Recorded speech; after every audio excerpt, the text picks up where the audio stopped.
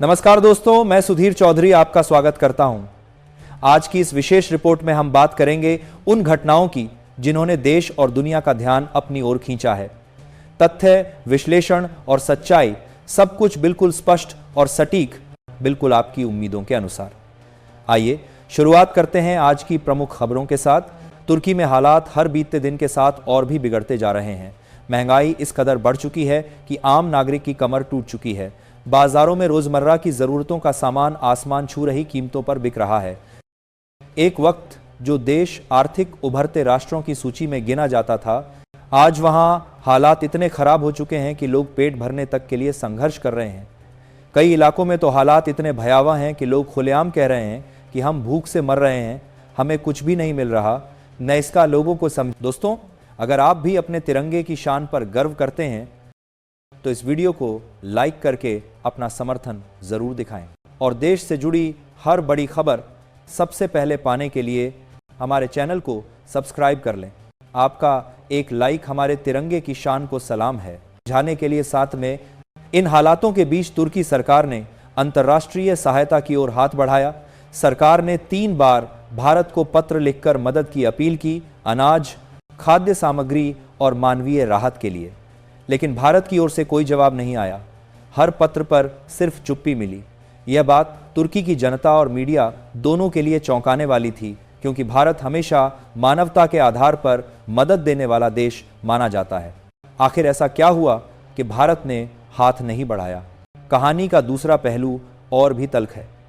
तुर्की ने बीते वर्षों में कश्मीर मुद्दे पर खुलकर पाकिस्तान का साथ दिया था।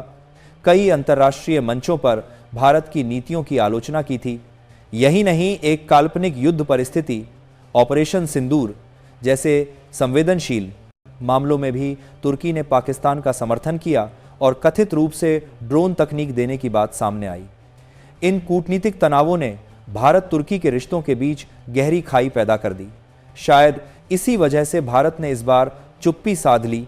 मदद हमेशा मानवता के आधार पर दी जाती है, लेकिन रिश्तों की कड़वाहट कभी कभी फैसलों की दिशा बदल देती है। तुर्की चाहकर भी चीन की ओर नहीं मुड़ा, क्योंकि चीन की मदद हमेशा शर्तों से बंधी होती है और तुर्की पहले से ही आर्थिक दबावों में है। ऐसे में भारी भरकम शर्तें उठाना उसके लिए संभव नहीं। पाकिस्तान तो खुद कर्ज और आर्थिक संकटों में डूबा हुआ है, वह तुर्की की क्या मदद करेगा? यही वजह है कि तुर्की आज अंतर्राष्ट्रीय मंचों पर लगभग अकेला खड़ा दिखाई दे रहा है। दूसरी ओर तुर्की की सड़कों पर हालात काबू से बाहर हो रहे हैं। लोग महंगाई और भूख से तंग आ चुके हैं। कई शहरों में जनता ने विरोध प्रदर्शन शुरू कर दिए हैं। टकराव की स्थिति में कई बार सेना और नागरिक भी आमने सामने आ चुके हैं। सोशल मीडिया पर वायरल हो रहे वीडियो में लोग कहते दिख रहे हैं, हमारा देश डूब रहा है, लेकिन कोई हमारी आवाज सुनने वाला नहीं। सवाल उठता है, आखिर तुर्की इस स्थिति में कैसे पहुंचा?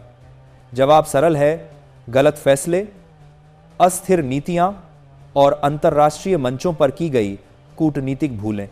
देश के भीतर भ्रष्टाचार, राजनीतिक खींचतान और आर्थिक कुप्रबंधन ने लोगों की उम्मीदें तोड़ दी। आज तुर्की की जनता कह रही है कि हमारी अपनी ही सरकार की गलतियों ने हमारा भविष्य खराब कर दिया। दूसरी ओर भारत खामोश है। न आलोचना, न बयान, न समर्थन, बस एक सधी हुई संतुलित चुप्पी। भारत की विदेश नीति ऐसा ही करती है, अच्छे रिश्ते बनाने में आगे, लेकिन अपने राष्ट्रीय हितों को नुकसान पहुंचाने वाली परिस्थितियों में दूरी बनाए रखने में भी पीछे नहीं। तुर्की में फैल रही भूख, महंगाई और बढ़ती अराजकता ने पूरे क्षेत्र को चिंता में डाल दिया है। अंतर्राष्ट्रीय संगठनों ने चेतावनी दी है कि अगर स्थिति जल्द नियंत्रित नहीं हुई तो तुर्की को बड़े मानवीय संकट का सामना करना पड़ सकता है। जनता आज भी उम्मीद लगाए हुए हैं कि कोई न कोई राष्ट्र, कोई संस्था, कोई हाथ उनकी मदद के लिए अवश्य बढ़ेगा। लेकिन फिलहाल तुर्की संकटों के अंधकार में अकेला खड़ा है और उसकी जनता यह सोचने को मजबूर है कि क्या अंतर्राष्ट्रीय राजनीति में किए गए पुराने फैसलों की कीमत अब आम लोगों को चुकानी पड़ रही। दो सलीखा के साथ एक